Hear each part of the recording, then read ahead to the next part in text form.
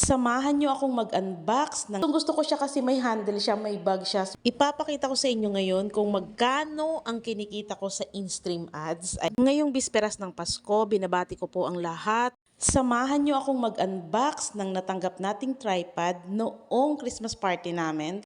Meron talaga kaming wish list. So, ang wish list ko talaga is tripod. So, ayan, ito yung trending sa TikTok again, guys. Sa TikTok ito na tripod ngayon. Napakaganda. Sobrang ganda. Nagustuhan ko siya.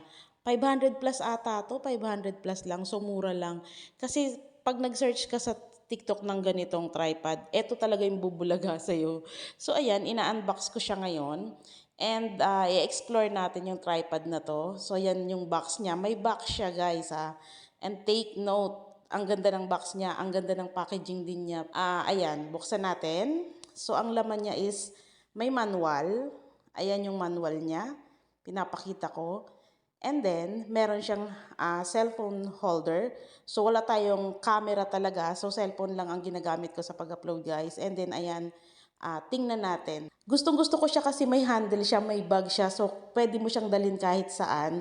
Lalo na kung mahilig kang mag-vlog talaga. Ayan. May pansabit siya sa balikat. So, gustong-gusto ko siya, guys. Nagpasalamat talaga ako sa nagbigay sa akin ito. So, ayan. Tingnan natin. Makapal siya. Makapal talaga yung mga paa niya. Kasi yung nabibili ko dati, sobrang nipis ng paa. Yung mga nireview ko dati, ang nipis lang. Pero ito, guys, sulit yung 500 plus mo dito. Pwede pang may lagay ng camera, pwede rin yung sa cellphone lang. So, ayan, ang ganda ng panglock niya sa mga legs. Panlock sa legs. So, basta ayun na yun. Hindi ko alam kung ano yung sasabihin ko. Basta yan yung pinakang lock niya. So, di ba guys, nakita nyo?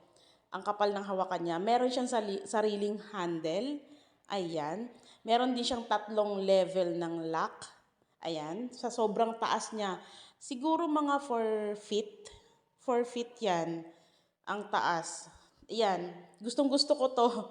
Napaka-flexible. Napaka-flexible niya, guys. So, pag naghanap kayo sa TikTok, ayan, meron sa shop ko, anything and everything. Baka gusto nyo. Ayan. So, ayan, tingnan natin, guys. May handlebar siya. Ayun, no, hinawakan ko.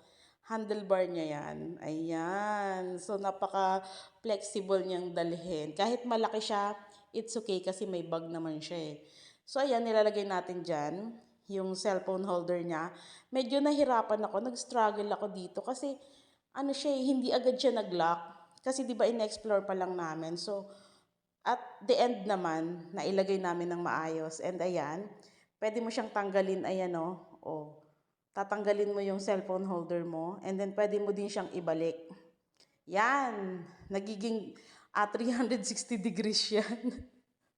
So, in-explore pa namin yan, hindi ko na nakuhanan ng video. Salamat sa panonood! Ipapakita ko sa inyo ngayon kung magkano ang kinikita ko sa in-stream ads. Ayan, makikita nyo talaga dito ngayon yan. Ang tagal ko nang hinahanap itong mga update na ito. Kahapon lang binigay ni Meta sa akin yan. Yung lahat ng earnings mo sa in-stream ads, makikita mo. So, ayan guys, kita ko sa in-stream ads. Ayan, makikita nyo yan. I-zoom nyo na lang if ever. Ayan. Yan yung matagal ko nang hinihintay kasi sabi ko, bakit wala ako nung ganong earnings? Yung sa gilid ng videos mo, makikita mo yung mga earnings mo kung 0.1 0.28, $1.29. Ayan. Ipapakita ko sa inyo kung magkano yung kinikita ko at yung bagong update nga na inaantay ko na magiging effective yata itong January, yung per views na lang talaga yung magiging kita natin sa in-stream ads. And sa ads on reels, alam ko gano'n na rin eh. Pero may mga pangilan-ngilan pa rin na nagpapakita yung mga ads sa ads on reels. Pero sa in-stream ads, may mga ads naman talaga. Basta guys, tapusin nyo lang talaga yung videos at huwag nyo pong i-skip yung ads. Ayun, malaking tulong na po yun sa mga content creator. So, ayan ang kita ko sa stars na hindi ko alam kung bakit hindi ko nakukuha. Sa pagkakaalam ko kasi, sa bagong update nitong mga nakaraang buwan, kapag may $25 ka na, pwede mo nang ma-withdraw. Pero guys, hindi po lahat ganoon. Kasi ako, hindi lang umabot ng $100 yung earnings, hindi ko naman mawi-withdraw kasi hindi pa siya pumapasok sa bangko. So, depende siguro dun sa mga ibang content creator na ang gamit talaga is PayPal. Sa akin kasi bank account, pero alam ko bank account ganun na din tsaka wire transfer. Hindi ko lang alam kung bakit sa akin, ayan, hindi ko nakikuha talaga. So, kailangan talaga guys, may magba-viral tayo na videos para lang magkalaman or magkaroon ng kita yung in-stream ads natin. So, i-promote din natin na tapusin yung ads, tapusin yung videos para kahit papano may pumasok na earnings. Kasi kung wala talaga, kung walang magba-viral, hindi talaga siya magiging ganun kalaki yung earnings na inaasahan natin. And ayun nga, pagiging consistent din yung sagot para kahit papano yung views natin talaga is madagdagan, ipakalat pa ng Facebook yung mga videos natin, talagang mag-engage pa rin tayo, ayun, importante yon. Kailangan nating mag-engage sa ibang content creator, hindi yung sila lang yung mag-i-engage sa atin. So ayan, nakita nyo po ha, hindi po malaki ang kinikita ko. Depende po yan sa taas ng views na meron tayo. So kapag nakita nyong malaki yung views at reaction, malamang malaki yung views niyan. So ayan po, na-share ko lang kasi para ma-update din kayo. Salamat sa panunood. Ngayong bisperas ng Pasko, binabati ko po ang lahat ng isang maligayang Pasko sa inyo at ganun din sa inyong pamilya. Habang tayo ay abala sa ating mga gagawing paghahanda para mamaya sa pagsalubong sa Noche Buena, habang ang lahat ay naghahanda para sa kasiyahan na dala ng Pasko, meron pong ibang pamilya na may pinagdadaanan, may pagdadalamhati na nararanasan sa mga oras na ito.